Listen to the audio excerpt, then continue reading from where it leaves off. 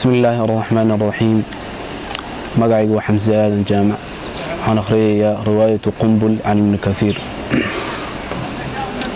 إن الله يدخل الذين آمنوا وعملوا الصالحات جنات تجري من تحتها الأنهار يحلون فيها من أساور من ذهب ولؤلؤ ولباسهم فيها حرير وهدوا إلى الطيب من القول وهدوا إلى صراط الحميد.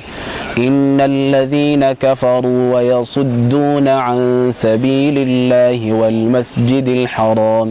والمسجد الحرام الذي جعلناه للناس سواء العاكف فيه والبادي ومن يرد فيه بإلحاد بظلم نذقه من عذاب أليم.